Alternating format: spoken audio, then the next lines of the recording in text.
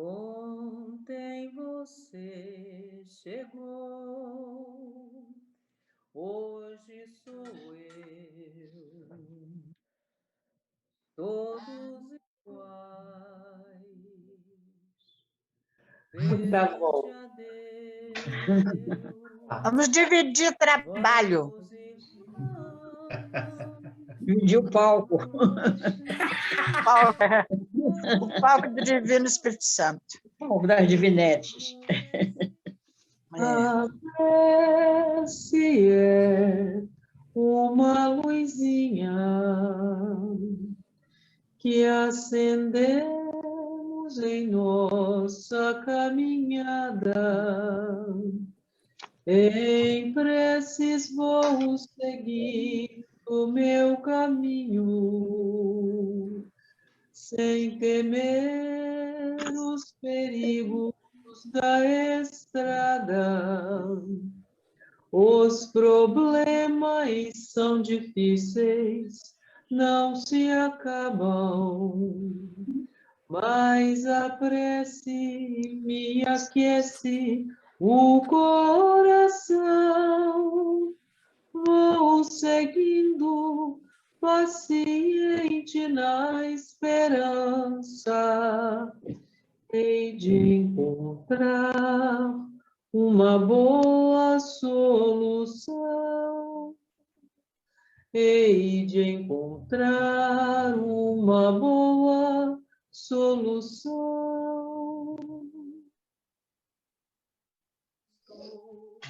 Aprendemos a amar. Bom, 8 horas, né, meus irmãos? Vamos nos sintonizar,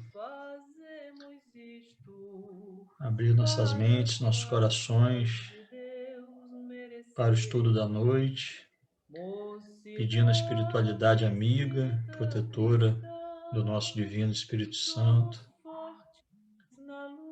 para que possamos ter um estudo proveitoso e agradecer em nome de Jesus, em nome de Deus Todo-Poderoso, em nome de Maria Santíssima e de toda a falange de espíritos e mentores que nos assistem pela oportunidade de estarmos aqui reunidos nessa noite, com vida, com saúde, para aprender um pouco mais sobre as verdades que nos foram legadas através do Espiritismo. Graças a Deus. Assim seja, graças a Deus.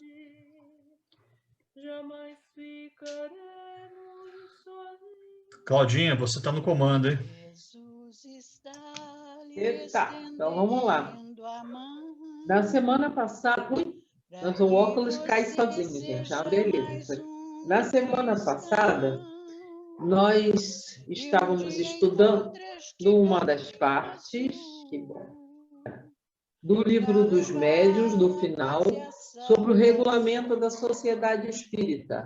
Né? Nós falamos do regulamento na confecção dos estatutos, muitos a gente viu, muita coisa a gente viu até um pouco de semelhança com o que ainda acontece, mas foi o que serviu de base, a gente lembra como foi falado, outro tempo, outros pensamentos, outras leis que funcionavam aqui na Terra, né?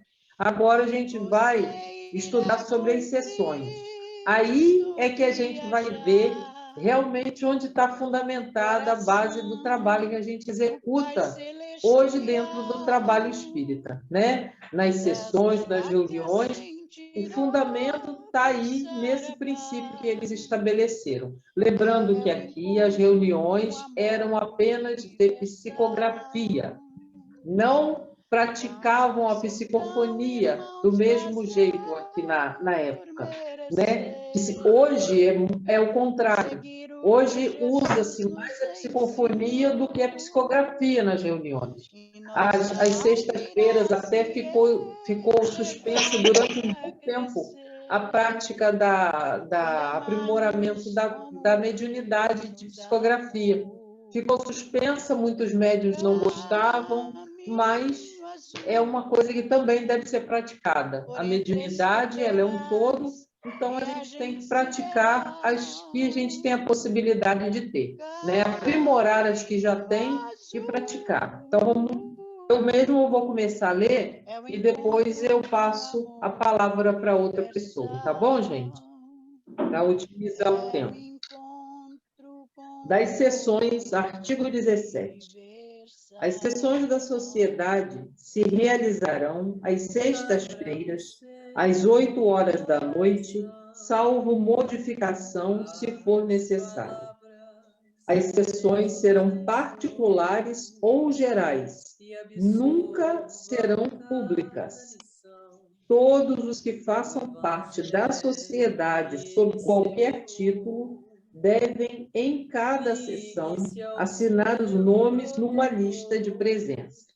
Nós vimos, eu vou pedir licença para... Vou falando aos poucos e vou comentar, porque nós vimos como que eles faziam para aceitar os membros na sociedade. Aí vai se começar a entender por que eles tinham a rigorosidade para essa aceitação. Uma delas era que os participantes da sociedade, os membros, que na época eram pagantes obrigatórios, né? Se pagavam como se fosse uma joia para você entrar, e para isso eles tinham que ter, além do sentimento de caridade e amor ao próximo, eles tinham que ter um pouco do conhecimento sobre a doutrina que estava começando a se instaurar e afinidade com o assunto. Não era admitido alguém que não tivesse afinidade com o assunto. Agora entende-se por quê. Porque essas reuniões elas começariam a acontecer com tempo estabelecido e para participar dela, o público em geral, que aí poderia ser qualquer pessoa, não poderia assistir, porque haveriam divergências de ideias. Assim como muitas reuniões que nós temos hoje não são públicas. As reuniões de estudo são abertas à frequência das pessoas, né? Estudo do Evangelho, estudo do Livro dos Espíritos. Agora, a própria reunião que estabelece a leitura e o estudo do Livro dos Médiuns é restrita. Aí, por quê? Que as pessoas muitas vezes colocam essa questão, por que ela é restrita? Porque, como sempre se fala, para você chegar a frequentar a reunião antecede a prática da atividade mediúnica, você já tem que ter passado pelas outras reuniões. Você já tem que ter se afinizado com a casa e demonstrar a sua vontade de prosseguir, não só com os estudos, e muitos até com a educação mediúnica em si. Em novos tempos, agora, como nós estamos fazendo um estudo, assim, esse estudo depois fica à disposição de outras pessoas, é muito bom, porque muitas pessoas têm dúvidas sobre o livro dos médiuns. Sobre as questões dos livros dos médiuns, é um livro difícil de se estudar sozinho. Mas a gente tem que entender que agora, nesse momento, nós estamos só com o estudo. Ao nosso retorno à casa, com certeza nós vamos pedir ajuda aos mentores da casa, pedir instrução para que, de repente, a gente possa fazer esse estudo, para que outras pessoas possam ouvi-lo à distância, mas na hora do trabalho da educação mediúnica, aí seja separado e destinado só àqueles que vão realmente fazer a sua educação mediúnica. Uma coisa é uma coisa e outra coisa é outra. O médium não pode, é imprescindível para o médium o estudo sobre a mediunidade. Tanto o estudo, ele tem que estar afinado com a prática. Não existe um médium que pratique mediunidade, não é admissível no dia de hoje. O médium que pratique a mediunidade e não se afine com o estudo. Em qualquer lugar que nós estivermos, seja numa profissão comum até, se você não estuda para a obtenção do conhecimento para atuar naquela profissão, você não vai ser um bom profissional. O médium não é um profissional, porém, ele é um operário. e um operário que tem um instrumento muito sensível, que foi preparado para aquele trabalho, e dentro desse trabalho ele vai precisar atuar com conhecimento de causa, né? Então, alguma questão, gente? Alguma pergunta sobre isso? No coração. Certíssimo. Então, vamos continuar. Artigo 18. O silêncio e o recolhimento são rigorosamente exigidos durante as sessões, e principalmente durante os estudos. Ninguém pode usar a palavra sem a ter obtido do presidente. Todas as perguntas aos espíritos devem ser feitas por intermédio do presidente, que poderá recusar formulá-las conforme as circunstâncias. São especialmente interditas todas as perguntas fúteis de interesse pessoal, de pura curiosidade, ou que tenham o objetivo de submeter os espíritos a provas, assim como todas as que não tenham um fim geral, do ponto de vista dos estudos. São igualmente interditas todas as discussões capazes de desviar a sessão do seu objeto especial. Então, só isso aqui já serve para todas as reuniões. Enquanto uma pessoa na palestra de segunda-feira está com a palavra, a outra não pode interferir. Ela guarda as suas perguntas e aqueles são até mais rigorosos. A pessoa não pode falar diretamente, ela tem que perguntar se aquela pergunta é pertinente, né? Para que não ocorra o que nós já vimos algumas vezes, eu mesmo já presenciei, perguntas dentro de uma reunião espírita que fugiam totalmente aquilo que o assunto estava determinado. Se nós vamos estudar, a gente pode até levar o assunto para algumas coisas do dia a dia, mas a gente não pode, em momento algum, dentro da nossa casa espírita, partir para assuntos que podem gerar polêmicas políticas, polêmicas contra outras religiões, contra outras pessoas, enfim, porque ali é um grupo heterogêneo, cada um tem a sua ideia. Então, hoje a gente pensa através do bom senso. Antes, era pela proibição mesmo, né? Então, até nas reuniões de segunda e quarta, isso deveria funcionar pelo bom senso, né? Eu acho que toda reunião, né, todo agrupamento social, e a casa espírita não é diferente, cada reunião tem um foco, né? Cada agrupamento social tem um foco, né? Se a gente está dentro da casa espírita, é para estudar o espiritismo, é para buscar fortalecer as coisas que nós temos em comum, não as nossas diferenças, entendeu? Então, é muito importante isso que você falou, Cláudia, né? Eu acho que tem que sempre... Já houve até casos de algumas pessoas que se afastaram, a gente sabe disso, por causa desse tipo de desfocar, né? De confundir, de repente colocar alguma coisa que desagradou, né, a opinião da pessoa. Mas a gente tem que superar essas coisas, né, e ter disciplina, né? Disciplina. Ter foco e seguir o que realmente é o objetivo das reuniões, né? Seja de estudo, seja reunião mediúnica, né? O estudo, para o médium, né, como acabei de dizer, o estudo para a gente é imprescindível. Para o médium frequentador, para aquele que gosta da doutrina e mesmo que não vá atuar mediunicamente. É imprescindível. Primeiro, um espírita, ele não está dissociado na vida pessoal dele, ele não está dissociado daquilo que ele é dentro do espiritismo. Ele não é duas pessoas.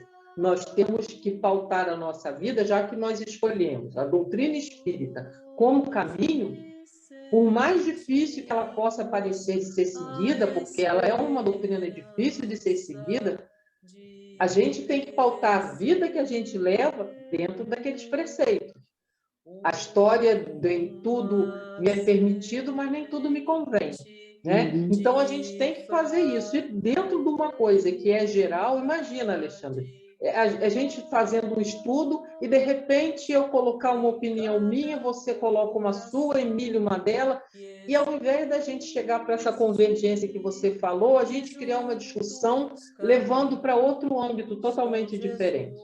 A harmonia da reunião vai embora, a presença dos espíritos amigos que estão sempre nos ajudando, nos assistindo, também vai, porque eles veem que a seriedade daquela reunião foi embora, né? Então, a gente vê muito, e eu já vi, já presenciei, e, infelizmente, a gente tem que partir para isso mesmo, esse pensamento de unicidade e pensar que ali somos o Espiritismo, somos o representante dele em toda parte que nós estivermos.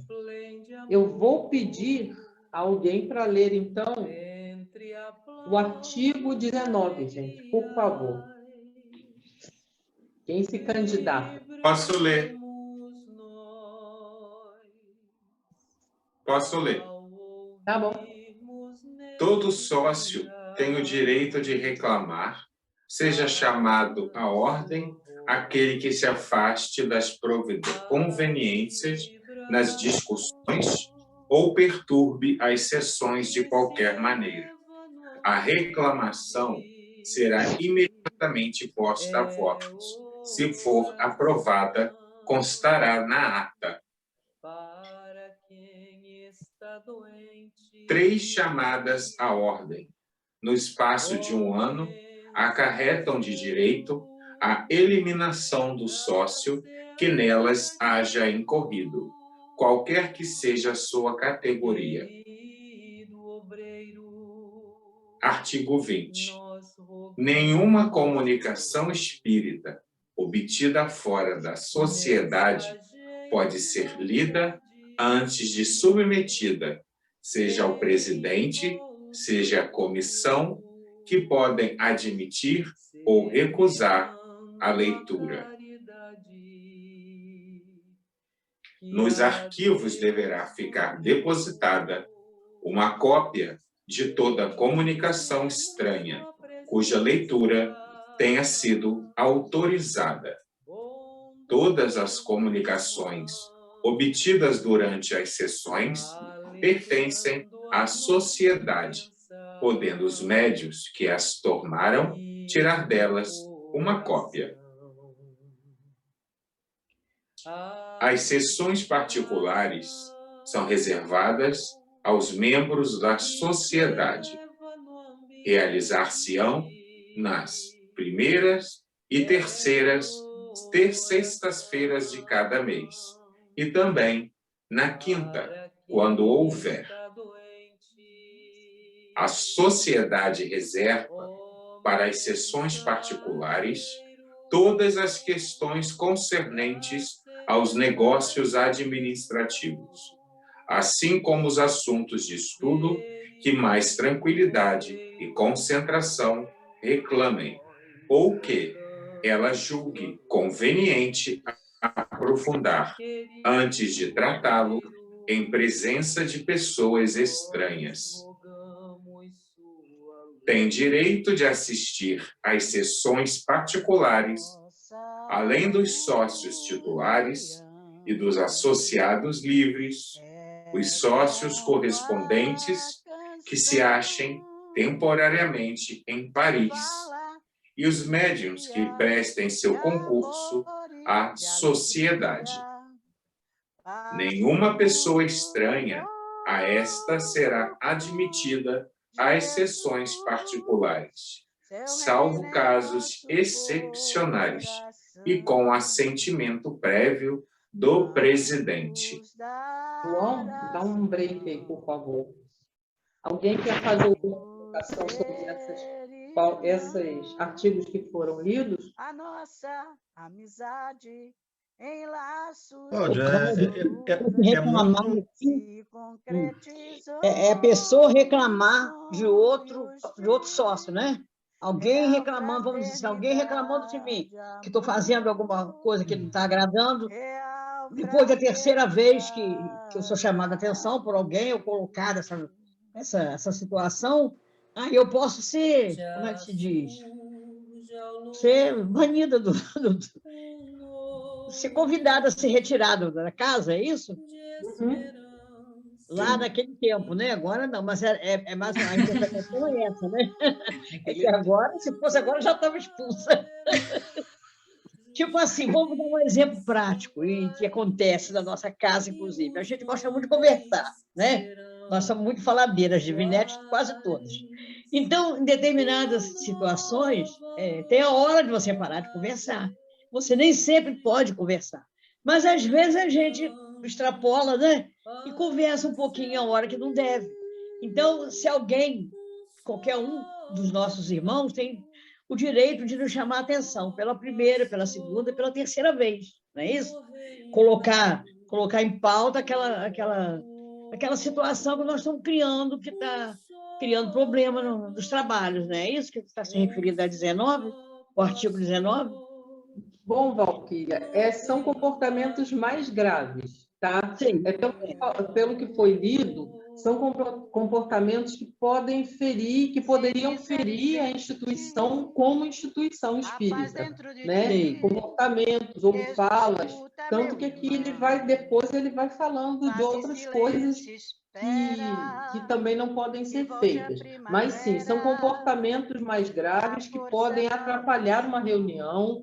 Se a pessoa insistir, aí na terceira chamada, está vendo que a pessoa não está interessada em estudar, não está interessada, porque ali o objetivo é estudo, era estudo e pesquisa só, né?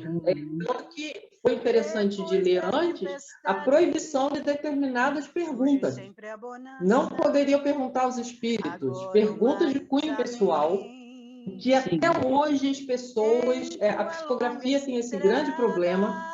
Muitos médiuns não gostam de psicografar, psicografavam muito bem, como Dona Neuza, mas eu digo para vocês que você sentar numa mesa, numa reunião pública e psicografar, para quem psicografa, é um bombardeio.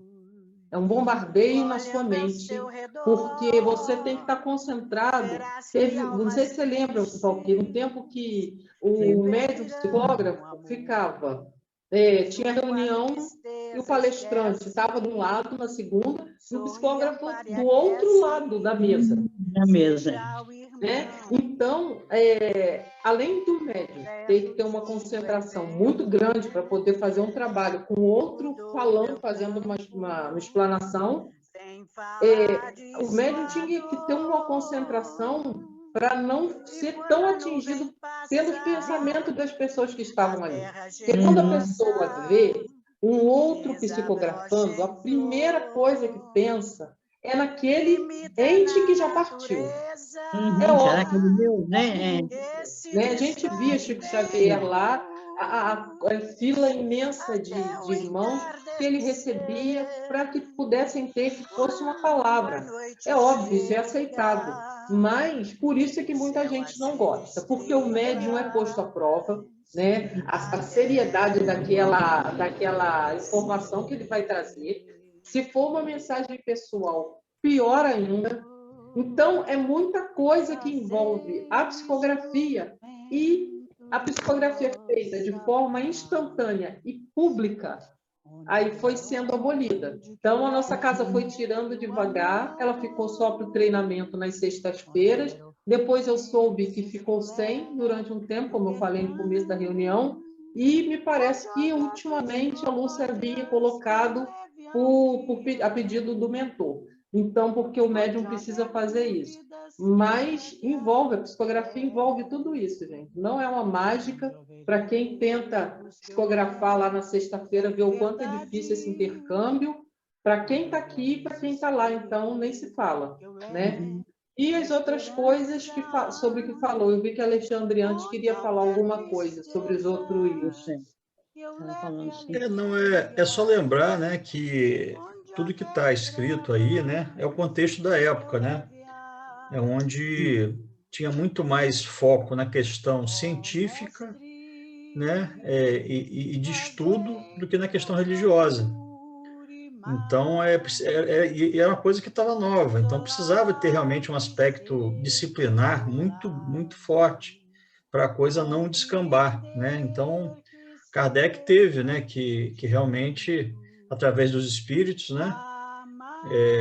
Que também sabiam, né, desse contexto todo, estavam inseridos neles, apesar de, né, não estarem encarnados, mas estavam ali no contexto. Então, a necessidade era grande, né? E algumas coisas a gente sabe que ainda são aplicáveis até hoje, né? A grande maioria das coisas, né? A forma de conduzir as reuniões, a seriedade, essa questão aí de não desviar, né, para assuntos particulares, para curiosidades. Enfim, eu acho que é mais uma visão até histórica, né, que a gente está tendo aqui nessa parte aí. Eu penso que é de grande importância tudo que está ali. Na verdade, é isso que a Alexandre falou assim, né? É um contexto histórico da época em que não tinha a parte religiosa, ainda não era, né, tão colocada ali, era mais voltado para a parte científica. Hoje, é claro que mesmo em situações graves, a gente, com qualquer irmão que está na casa, que a gente não chama nem de sócio, né? Com todo o amor que você vai estar conduzindo aquele irmão a chegar ao entendimento do qual é o objetivo da doutrina, da casa, né? Não, a gente não vai convidar ninguém para sair de um espaço que é de Deus ali, que a gente está falando, né? Sobre amor e caridade. Então, não faz sentido isso, né? Eu acho que a própria pessoa, às vezes, quando entende que, pelo exemplo de tudo que está acontecendo na casa, ela mesmo talvez não tenha mais afinidade e ela mesmo vai saindo da casa, porque a casa está estruturada para aquele estudo, para aquela forma de conduzir. A gente não vai sair do trilho ali, a gente vai caminhar, e a pessoa caminha ou não com a gente, né? Mas a parte de disciplina que está ali nos artigos, eu fiquei prestando atenção, a gente não faz nada sem uma ordem, sem uma disciplina.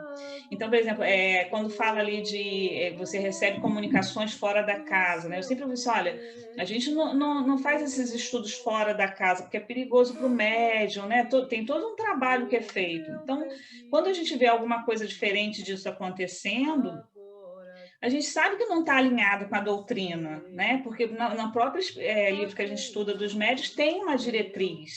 Então, a gente vai seguir essa diretriz. Então, essa parte da disciplina ali é importante. A gente está seguindo, né, ainda. É importante também encontrar um jeito para a gente dar esse esclarecimento numa reunião pública. Porque tem muitas pessoas que estão ali sentadas, frequentando, meses a fio, e não tem noção de nada disso. Por isso, às vezes, vem pedir para ir para determinada reunião, para participar de determinado trabalho, porque não tem noção dessas coisas. Aí zanga, fica melindrado, porque se fala essas verdades, entendeu? Então, essas coisas é necessário que se fale numa casa, principalmente quando, numa reunião pública, que a casa tem mais pessoas, né? Para se alguém tem ali a intenção e foi ali com a vontade de realmente continuar os trabalhos, desenvolver, estudar outras obras, participar de outras reuniões, e ficar sempre perguntando se pode, querendo participar, porque não tem esse conhecimento. Não é porque a pessoa quer burlar a ordem, é porque não, realmente está ignorante do conhecimento. Então, ou então uma apostila, alguma coisa, um aviso, alguma coisa que chame atenção para a pessoa se dar uma orientada ali e não chegar a vir de pedir coisa que sabe que não está disponível ainda para fazer, né? Porque tem muitos que saem porque pensa que podia e o outro não deixou, entendeu? Muitos eu já vi lá no grupo acontecer isso. Solicita determinado tipo de trabalho, não está na hora de a pessoa participar daquilo, a pessoa é obrigada a dizer isso e o outro não entende, porque não estudou, não sabe, pensa que a pessoa está inventando, entendeu? Tem que estudar primeiro, a gente sabe que para tudo você primeiro é cobrado um estudo para você entender, mas quando a pessoa se precipita, é bom que ela tenha um lugar onde ela possa se orientar, conversar para alguém, explicar isso tudo, né? Não é simplesmente dizer não pode por isso, não pode. A pessoa fica revoltada, quer por toda maneira, quer entrar em determinados trabalhos, quer participar de coisas que ainda não está na hora, né? Porque pela ignorância, porque não sabe do conhecimento daquilo, né? É bem sério. A gente pensava até, inclusive eu, que essa parte do livro dos médiuns não era assim tão necessária, mas é tão quanto toda a primeira questão do livro. É muito necessário que todos saibam isso aqui. Muito importante, para justamente a gente não cair, né, nessas perguntas, né? Você sente desejo de trabalhar, a pessoa vai naquele afã de trabalhar, que é logo da paz, que é isso, que é aquilo, né? Então, o esclarecimento não pode ser assim, lacônico, né? Tem que ser um conhecimento mais amplo, justamente para aproveitar para aquela pessoa estudar. Aí ela volta ao seu lugar de origem e começa tudo de novo, né? Entendendo por quê. É isso que eu acho que, às vezes, por a falta de tempo, né, que se tem nas casas, é tudo, muitos horários, tudo certinho e tal, falta, às vezes, essa oportunidade de ter, talvez fosse um trabalho, esse trabalho que se faz de recepcionar as pessoas, de receber, de acolher, né? Dar uma geral, assim, também, valer a pena, não é só dar um abraço tal, né? Seja bem-vindo, tudo muito bem, mas dá também para que você veio aqui, né? Você sabe como é que se faz o trabalho aqui, sabe como é que se estuda dessa maneira aqui, você pretende continuar, como eles fizeram também, né? A pessoa tinha que ter esse conhecimento, tinha que ter essa afinidade. Você tem alguma afinidade com esse tipo de religião, esse tipo de doutrina, de filosofia? Uma pessoa assim, aí dá aquele esclarecimento, nem que seja vago, né? Nem que seja assim, resumido, mas dá, né? Só aí. Eu acho que, nesse caso, nós não temos um tipo de padronização para quem chega ali, como você está falando. As pessoas, às vezes, chegam, acham que pode entrar em qualquer trabalho. Você não sabe, né? Muitas vezes, quem está ali para receber não tem nem a orientação padronizada para passar para ele o que ele deve fazer. Isso aí eu acho que não tem. Não sei se outras casas têm. Mas por isso nós estamos aqui sentados estudando essa parte do livro. Traz ideias, porque é necessário, né, Cláudia? A gente pensa que não, mas é muito, né? E é por isso, a base, Luiz, é o estudo. Para que a gente possa falar alguma coisa para alguém, a gente tem que construir essa base no estudo. Não é porque eu acho, não, é porque isso e isso. São muitas situações que levam alguém para dentro de uma casa espírita, né? Vocês podem ver nas reuniões abertas de segunda e quarta como e por que muitas pessoas e em que condições muitas pessoas chegam à nossa casa. Então, muitas daquelas pessoas realmente não estão em condição de ouvir nada naquele momento, só o acolhimento fraterno mesmo. Esteja bem na nossa casa, fique à vontade, e é realmente um trabalho que deve ser desenvolvido ao longo do tempo que a pessoa vai chegando, sempre que chegar, eu acho que é um geral, as boas-vindas. Quem está com a palavra no dia, na segunda-feira, antes da primeira leitura, vamos dar uma boa-vinda para quem chegou à nossa casa pela primeira vez, e aqui um objetivo curto, uma fala curta, para que a pessoa vá só se adentrando na casa, né? E aos poucos vai despertando nela interesse por outras situações. Pedir, Valéria, para marcar, por favor, tá? Parou no artigo 22, foi isso? Ô, Cláudia, antigamente a Neuza ficou encarregada de receber essas pessoas que chegavam pela primeira vez, para poder dar orientação, que a pessoa, quando vai ao grupo espírita, é porque ela tem algum tipo de mediunidade e está precisando de alguma orientação. Eu sei que teve uma época que a Neuza levava para a secretaria e conversava com as pessoas, explicando como era o trabalho feito. Nós já tivemos essa organização, entendeu? Eu lembro disso, mas eu acho que a Regina depois assumiu esse cargo de recepcionar as pessoas. A Regina ocupou isso também, não foi, Luiz? Ela ficou com essa função de recepcionar pessoas. E é uma coisa que a gente vai aprimorando devagar, que é um trabalho, porque se deixar, tem gente que vai ser recebido, e eu lembro, por causa do tempo da dona Neuza, que chega na casa espírita, levava metade da reunião lá, como se fosse uma consulta, gente. Ao invés de salão, a pessoa ficava mais da metade da reunião, trancava a dona Neuza lá na sala de recepção, que aí ia perguntando cada vez mais. E não é para acontecer isso. Cláudia, é só nesse aspecto aí que eu gostaria de deixar registrado, né? É o seguinte, uma coisa importante, que é o estudo sistematizado da doutrina espírita, né? A nossa casa, né, eu quando entrei, a gente teve uma turma, né, através do Elson e tal, e hoje, né, o que acontece? A gente tem esse estudo, não precisa ser feito necessariamente na nossa casa. A gente tem ele no Pedro, online, a gente tem na internet, e é importante que as pessoas que estejam chegando, que não tenham conhecimento, a gente orientar essa pessoa a frequentar um curso desse, para ela ter uma noção geral do que é o espiritismo, das obras básicas, como se comportar na casa, de como é que são desenvolvidos os trabalhos. Então, nós fomos recebidos pela Regina, né, como você falou aí. Maravilhoso. Mas esse primeiro contato é um contato, sim, é mais um briefing, né, que as pessoas dão para quem está chegando, um acolhimento, as boas-vindas. Não se entra em muitos detalhes, né, nessas primeiras vezes. E o ESD, né, o estudo sistematizado da doutrina espírita, que é a ferramenta que a gente acha mais adequado para dar esse tipo de orientação. Porque aí a pessoa vai vendo onde ela quer se encaixar ali. Eu conheço o estudo sistematizado, foi Nós já fizemos lá no grupo. Nós fizemos. Era às terças-feiras, 7h30. O Ivan também já tinha feito, bem antes, né? Já tinha tentado. Antes do Elcio, o Sr. Ivan já tinha feito esse estudo sistematizado, na minha época aí. Né? Depois o Elcio entrou, que tentou fazer de novo. Entendeu?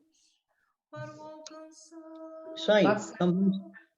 Passar, então, gente, para a segunda parte, que é a leitura. Deixa eu abrir o meu aqui. A leitura do livro dos Mensageiros. Nós paramos no 22, né, Cláudia?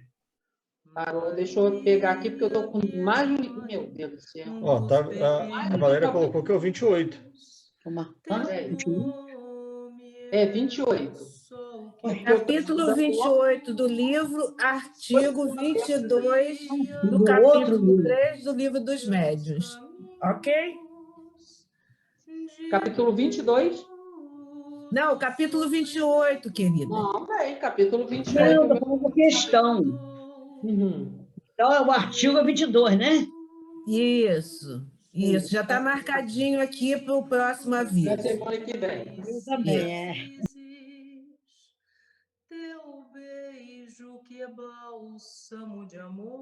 Agora, a nossa locutora, a Alessandra, pode nos dar honra. Alessandra, eu estou para fazer um curso, aí eu lembrei disso. E aí eu lembrei de você, do João, das pessoas que emprestam a voz na leitura, né? E como é bom ouvir a leitura. Cada vez você vai lendo, você vai modificando e faz a gente entrar na leitura propriamente dita. Então, isso é uma coisa muito boa. Eu falei, gente, que coisa maravilhosa a gente poder ouvir alguém lendo para a gente. Aí eu lembrei algo de vocês que fazem. E eu amo ler, então eu vou lendo e vou participando aqui do acontecimento. Então vamos lá, gente, com todo amor, vamos entrar lá nos Mensageiros através da voz da nossa locutora Alessandra. Perdão pelo atraso aí, mas vamos lá. Capítulo 28, Vida Social. À noite, surpreendiam-me os sublimes aspectos do firmamento no posto do socorro. O luar safirino envolvia todas as coisas. O céu era qual infinita colcha de azul muito límpido, pontilhado de astros fulgurantes. As nuvens da tarde haviam desaparecido. Contemplando a beleza da noite, Alfredo acentuou: felizmente, os fenômenos magnéticos foram deslocados do nosso círculo. Os aparelhos, porém, continuam registrando enorme conflito com forças inferiores. Ia comentar a beleza do céu ante a observação do administrador, quando a campainha retiniu suavemente. Chamavam à entrada. Alfredo e Ismália sorriam. Muito gentil, o chefe do posto asseverou: temos a visita de amigos do Campo da Paz. E, convidando-nos à recepção no baluarte avançado, acrescentou jovialmente: temos também aqui a nossa vida social. Como não? É preciso saber viver. Encantado com essa nota alegre, acompanhei os donos da casa, verificando com indizível surpresa que tínhamos sob os olhos um belo carro tirado por 2 soberbos cavalos brancos. Tratava-se de veículo confortável e interessante, quase idêntico aos velhos carros de serviço público, do tempo de Luís XV, que eu vira mais de uma vez em publicações antigas. Neles chegara a pequena família da colônia próxima, que, pelas informações de Aniceto, demorava a 3 léguas do posto, aproximadamente. Alfredo apresentou-nos cavalheirescamente, com exceção de nosso orientador, que era velho amigo dos recém-chegados. Constituíam-se os visitantes do casal Bacelar e 2 filhas jovens. O chefe do grupo mostrava idade avançada, revelando, porém, excelentes disposições. A senhora dava a impressão de madureza, aparentando, contudo, maravilhosa vivacidade, assim como as 2 moças. A alegria era enorme. Não se observava qualquer nota de convencionalismo, menos digno, como na terra. Os gestos de cada um, a simplicidade, a despreocupação e as frases afetuosas demonstravam sinceridade pura. Permanecíamos num quadro social inacessível ao fingimento. Voltando ao interior doméstico, entre grandes manifestações de júbilo familiar, observei que os recém-chegados eram amigos de muito tempo, que vinham ao... A nobre senhora pareceu-me contentíssima. Expediu recados afetuosos para algumas famílias do posto. Em breves minutos, o castelo recebia inúmeras pessoas que concorriam ao brilhantismo da seleta reunião. Sentindo-me assaz insignificante ao lado dos novos amigos, limitava-me a ouvir e observar. Logo, aos primeiros instantes de conversação particularizada, ouvi Aniceto perguntar ao senhor Bacelar: como corre o serviço? O velho bondoso respondeu num sorriso largo: bem, sempre bem. Apenas não podemos fixar demasiada atenção nos companheiros encarnados. E ajuntou com graça: é indispensável aprender a servir e passar. Nosso instrutor sorriu igualmente e observou: compreendo, compreendo. Aliás, o progresso humano não é uma questão de dias. Não tenhamos ilusões. E percebendo que Vicente e eu poderíamos aproveitar com a palestra, Aniceto indicou o novo hóspede Alfredo, explicando solícito: nosso amigo Bacelar é chefe de turmas de assistência aos nossos irmãos do círculo carnal. Tem longa experiência dos homens e conhece-os como ninguém. Há muito que aproveitar nas suas observações. Não tanto, meus caros, exclamou o senhor Bacelar, de bom humor. Não tanto. Sou simples companheiro de vocês, cumprindo deveres por acréscimo da misericórdia divina. Não posso fazer muito, em razão de minhas deficiências naturais.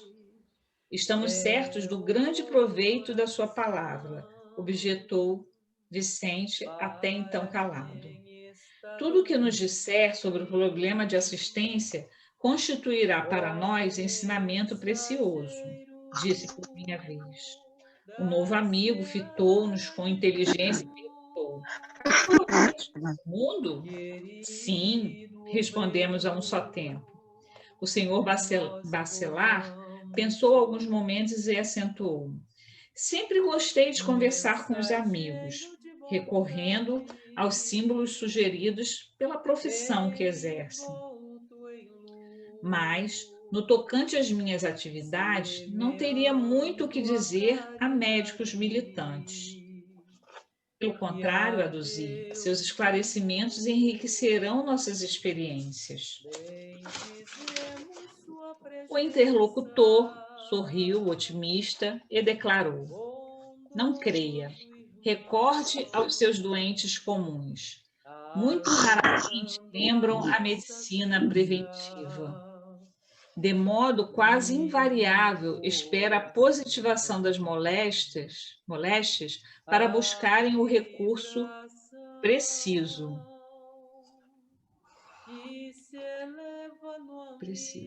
Necessitam de anestésicos para o socorro do bisturi. Fogem ao regime, tão logo surja a primeira melhora.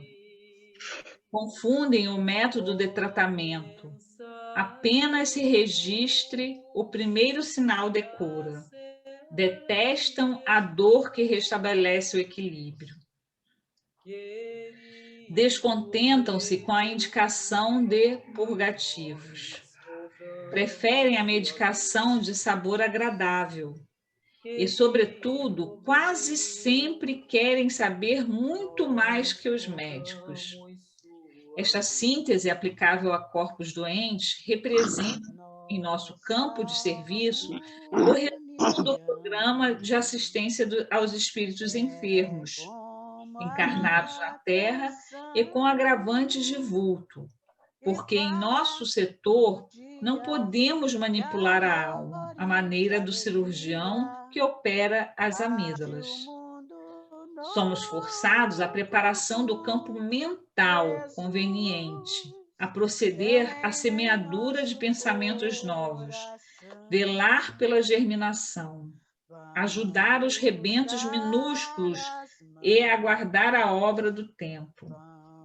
Nossa luta não é simples, porque se o clínico do mundo encontra sempre familiares amorosos, dispostos a cooperar com ele em benefício do doente, o que encontramos por nossa vez são enormes legiões de elementos adversos à nossa atividade restauradora e curativa. Em geral, o médico do mundo presta socorro a quem deseja recebê-lo, pelo menos nas ocasiões de graves perigos. Nós, porém, meus amigos, muitas vezes temos de prestar assistência aos que não a desejam, por viverem sob véus de profunda ignorância. Tem razão, murmurei, ouvindo comparações tão lógicas.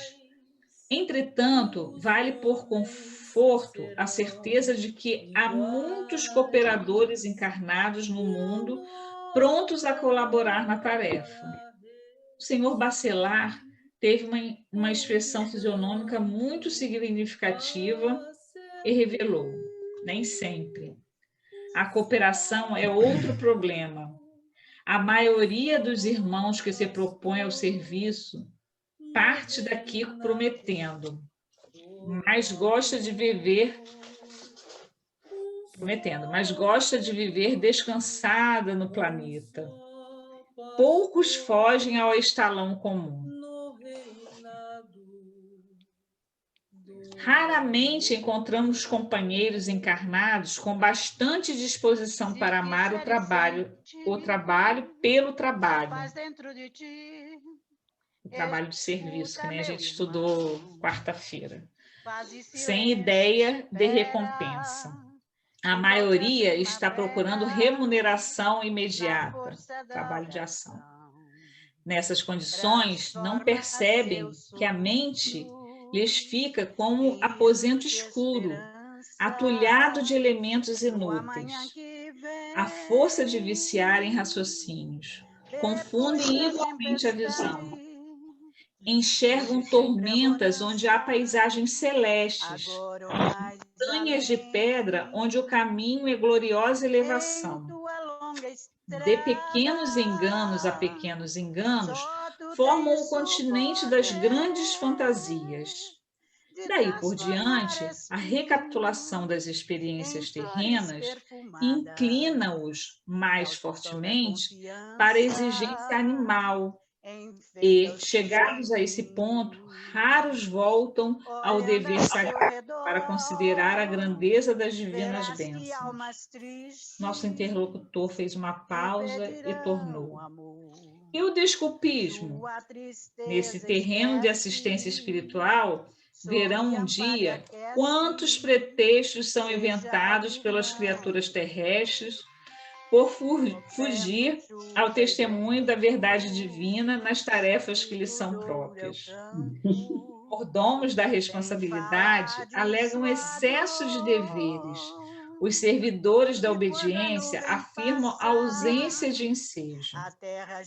Os que guardam possibilidades financeiras montam guarda ao patrimônio amoedado. Os que receberam a bênção da pobreza de recursos monetários aconselham-se com a revolta. Os moços declaram-se muito jovens para cultivar as realidades sublimes.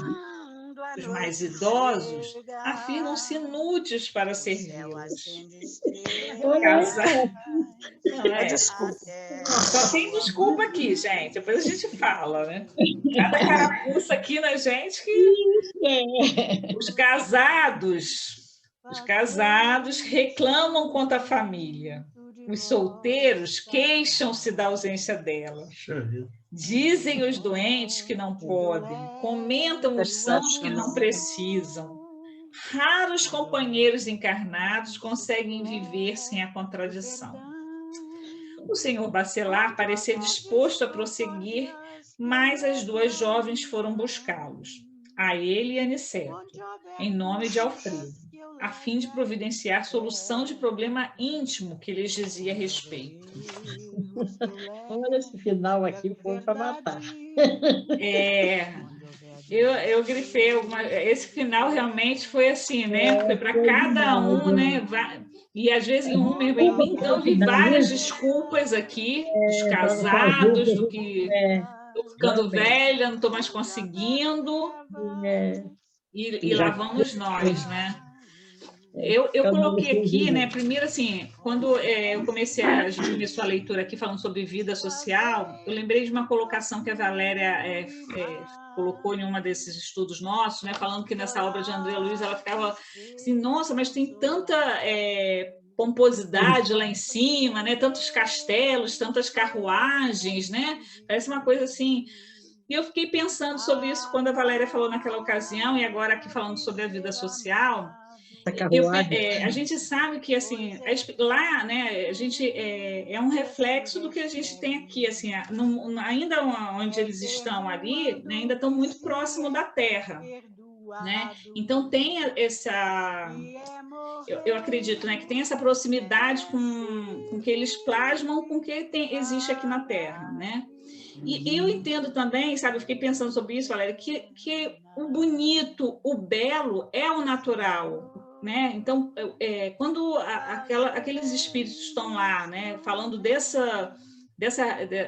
espaço que acontece lá, né, mental, é o normal, né? E aqui na Terra, a gente vai chegar em um momento em que tudo vai ser belo também, né? Acho que a gente vai chegar nesse mundo em que tudo é o belo. Então, assim, não me incomodaria pensar que lá eles estão plasmando alguma coisa bela daqui da Terra, né? Isso foi uma primeira situação que me veio aqui à mente. Eu acho que é a Terra que acho que é o contrário. É. Não? Aqui É, é que porque é plasma lá, as coisas né? dela que tem lá. Belo, É. plasma, mostra o belo que a gente aqui não conhece. A gente O Alê, O belo que tem na né? terra é o que vem de lá, minha filha, porque a terra, vou te contar, está numa escuridão total. É o contrário. o Alê, perfeito. Foi só uma observação assim na questão de plasmar e tudo, mas na verdade eu ainda estou tendo umas certas dificuldades de compreender determinadas coisas, né? Então, eu estou até evitando um pouco de falar, porque às vezes eu falo assim, Valéria, daqui a pouco você vai estar desvirtuando o grupo, né? Porque não é por aí. É o que ainda está... assim, o que eu tenho percebido que quanto mais eu leio, mais eu tenho questionamentos. E como eu penso de uma forma muito lógica, qualquer pequena contradição que eu vejo, eu já boto aquilo num tamanho muito grande.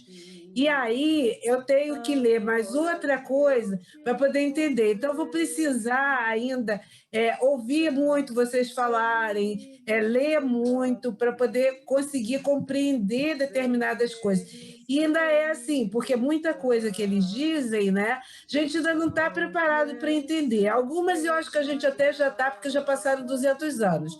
Mas outras, assim, eu percebo que ainda não é nessa que a gente vai conseguir entender, pelo menos não eu, né? Mas é isso. No mais, eu também acho bacana o Belo. Eu adoro Belo, adoro coisa bonita. Mas Criança, é natural olha... as dúvidas, Valéria. É natural, e eu acho que levantar essas dúvidas é bom, porque a gente vai raciocinando. Você vê como uma coisa você falou, né? Eu também fui pensando, né? A outra coisa que eu sublinhei aqui também, né? Aliás, o progresso humano não é uma questão de dias, não tenhamos ilusões. Então, aqui nesse texto também ele coloca isso, né? Que a gente ainda tem muito, e lá naquela época, quando foi escrito, né? Para essa transição acontecer, né? Não é uma questão de dias, a gente pode levar aí mais séculos e séculos até isso acontecer, né? Tem muita coisa que a gente ainda não aconteceu, que a gente ainda não tem entendimento, né? Muitas coisas vêm por aí para a gente poder aprender e procurar entender, né? E na vida é tudo assim, a gente tem que aprender, entender e praticar.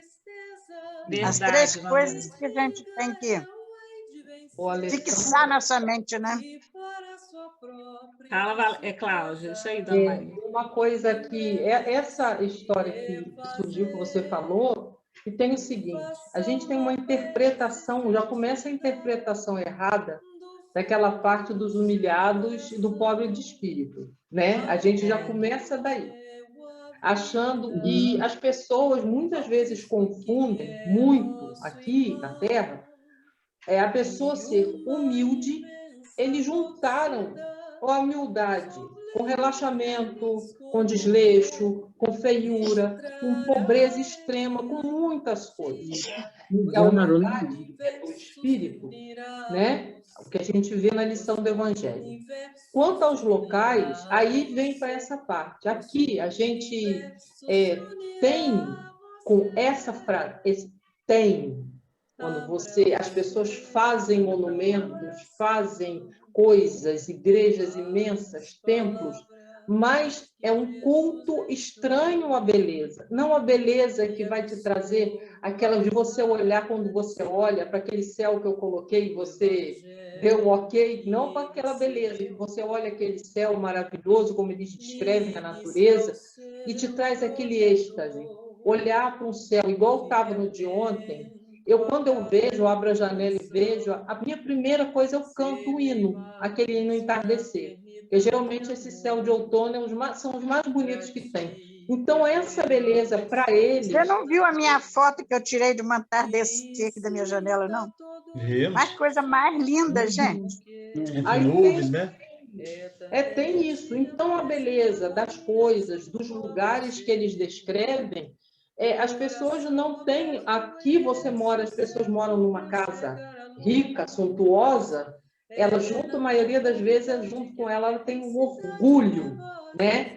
Eu possuo isso. E lá é diferente. Lá é porque é natural.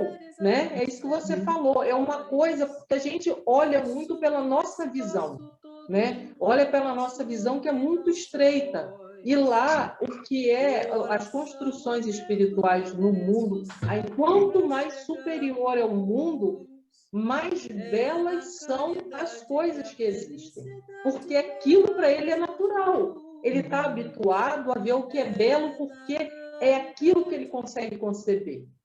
Ele não consegue conceber uma coisa feia, rota, mal acabada, porque não existe mais para a condição espiritual que ele está. Então, é por isso que eles têm essas descrições, esses lugares tão bonitos, mas é porque é o que eles conseguem conceber. Eles não conseguiriam, senão seria um mundo de treva para eles, né? E eles já não estão mais nessa parte. É por isso que são sempre lugares muito bonitos, ou arborizados, ou floridos. Eles se reúnem para construir esses lugares. São as mentes espirituais que constroem as cidades, né? A gente vê nos outros livros. Então, imagina, um monte de espírito iluminado construindo uma cidade espiritual. Vai ter organização, vai ter beleza, igualdade, tudo. E você consegue como? Trabalhando. Tá? Trabalhando. Isso a gente aprende. Eu só gostaria de ressaltar a capacidade, a extrema capacidade que André Luiz tem de descrever os detalhes, as nuances de cor, né, de fragrância. Se coloca lá, né, na leitura. E isso transporta a gente com essa capacidade que ele tem, né? Isso aí é uma penso que nem na obra dele. Para nós não existe isso. O local, o ambiente que ele está. Dá vontade de morrer para ir para aqueles lugares tão bonitos que tem lá. Né? Isso aí não.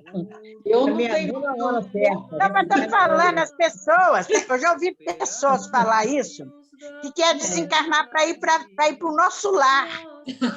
Porque lá é muito bonito. Aqui é feio, mas lá é lindo o nosso lar. Lembrar que a gente vai ter um estágiozinho no umbral, né, gente? Antes de eles não sabem que vão passar primeiro pela escuridão. O que eu vou pedir, nós estamos faltando 1 minuto, tá?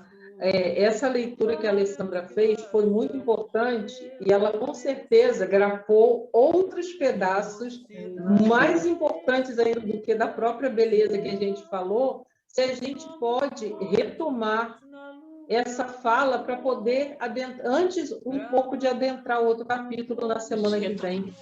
Né? A gente retoma essa fala aí, porque a comparação que ele fez entre a doença e nosso comportamento é espetacular. Então, vale a pena a gente parar e falar um pouquinho a respeito na semana que vem.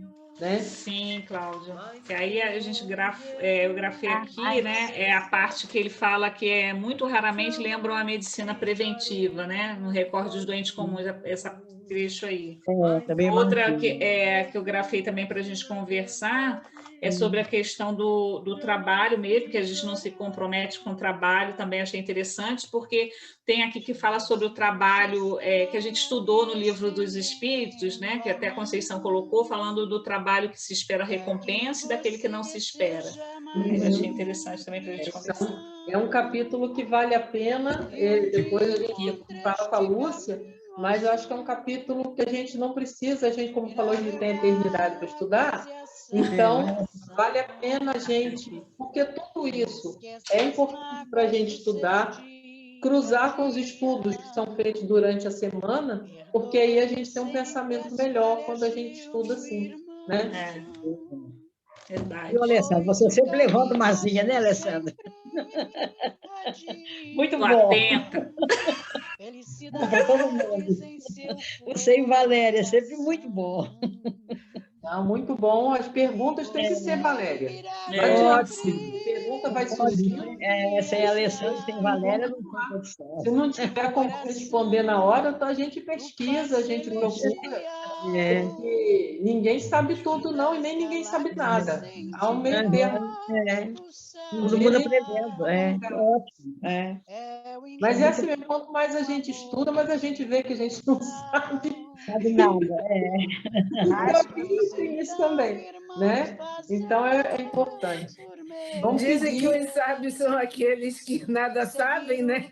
Então, estamos virando sábios, porque quanto mais estudo, menos eu sei. Nossa, mãe. Eu sei que não sei nada. Só sei que nada sei. Convidar um dos nossos irmãos para fazer a prece. Mônica, tem possibilidade de você fazer a prece final para nós?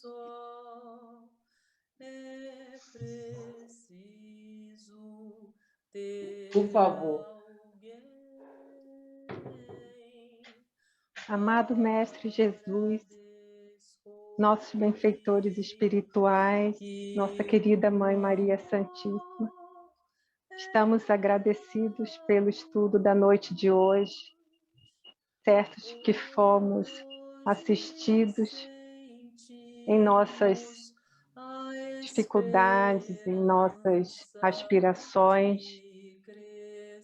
que esses ensinamentos possam ser levados durante a semana e por outras da nossa vida, e que tenhamos sempre a fé, a esperança, a coragem para trabalharmos sempre os dias melhores, não só para nós, mas para todos que estão ao nosso redor, que precisam, principalmente nesse momento tão difícil, em que muitos estão sofrendo e padecendo pela pandemia. Gratidão, Mestre, pelos auxílios. Gratidão, Mestre, pela nossa saúde, pela nossa família, por todos, pela humanidade, por estarmos aqui reencarnados, unidos num propósito melhor, como aqui com vocês, amigos encarnados e desencarnados do Centro Espírita do Divino Espírito Santo. Gratidão sempre. Assim seja. Assim seja. Graças a Deus. Graças a Deus. Muito bom, pessoal, estar com vocês hoje. Muito bom. Obrigado, gente. Vocês Obrigada. ajudam a gente a viver. Vocês todos. Bom final de semana para nós. Nosso Santinho, beijão. Até segunda, João, Gente, Cláudio, Mônica, Ivone. Beijo, Ivone, Maria, Luiz, Todo mundo. João, Dona Emília, Dona Maria, Emília, Gente, beijão falta para de todos. música. Alexandre, Amo Alessandra. vocês. Boa noite. Boa noite, noite. João. Excelente Fim de final de semana. Noite, João semana Bom. para vocês. Boa semana para todos nós. Alessandra, Amém. todo mundo. Beijo, beijo, beijo. Tchau. Tchau. Sorria. Ah, Emília, agora eu vi a Emília. Oi, Emília. Meu Deus. Tava eu o tempo todo. João, sorria Oi. sempre. Seu sorriso é lindo. Obrigado, dona. É mesmo, João, que sorriso colgado e lindo que Lindo, você lindo, tem, lindo. rapaz. É a distância do telefone. Não, não cheguei fala que perto nós não pra estamos enxergando ver, bem, não, tá porque nós estamos bonito, enxergando bonito, muito bem. Obrigado. Obrigado. Uma boa noite para todos. Tá bom, Muita paz no Tchau, dona coração. Maria, dona Emília, um Maria. beijão. Lélia. Tchau pra Beijão. Cláudia, Até a Vitor, próxima. um beijão para vocês. Amo vocês. Valquíria. Bom fim de Vocês. semana. Boa noite, João. Tchau. Bom Tá fim de bom. semana. Boa Boa noite. Saindo. Tchau, tchau. Tchau, tchau.